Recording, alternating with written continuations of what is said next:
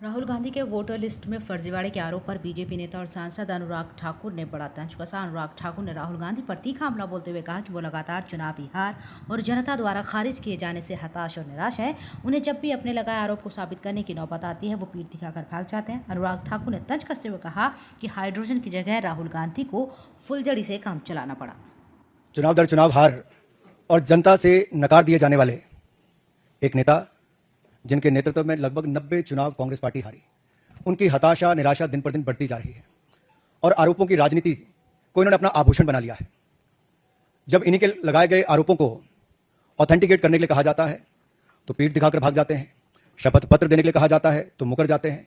गलत और निराधार आरोप लगाना राहुल गांधी जी की आदत बन गई है।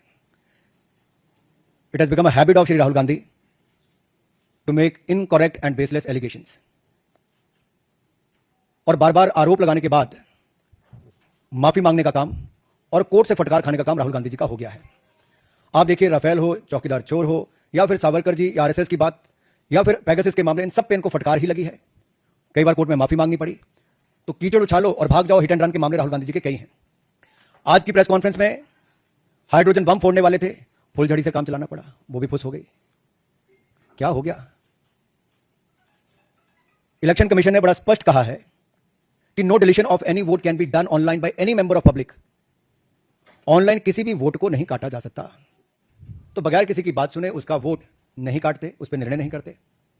2023 में अनसक्सेसफुल अटेम्प्ट्स की गई, प्रयास किए गए जो विफल रहे, नाम काटने के आलंद असेंबली कॉन्स्टिट्यूएंसी में।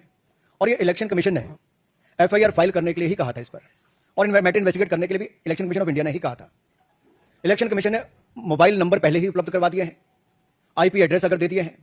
अगर मोबाइल नंबर दे दिया, आईपी एड्रेस दे दिए, तो कांग्रेस शासित राज्य की कर्नाटक की सीआईडी ने अब तक क्या किया? और मैं एक ध्यान आपके माध्यम से देश की जनता को बताना चाहता हूं। रिकॉर्ड्स के अनुसार आलंद विधानसभा क्षेत्र ये कांग्रेस के ही कैंडिडेट ने जीती थी 2023 में 10,348 मतों से। तो क्या श्रीमान राहुल गांधी जी, कांग्रेस ने वोट चोरी करके सीट जीती थी? एक बात आज जो राहुल जी ने बातों में मान ली और अपने जवाब में कहा, वो कहते कहते हाइड्रोजन बम एक तरह से फोड़ गए अपने ऊपर ही। वो कहते मैं लोकतंत्र बचाने नहीं आया। राहुल जी कहते हैं लोकतंत्र को बर्बाद करने की तैयारी है क्या?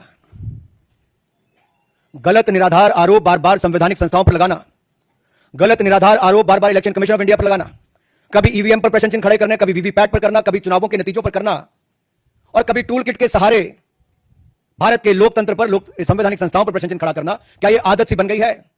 चैनल को सब्सक्राइब करें, वीडियो को लाइक करें, शेयर करें।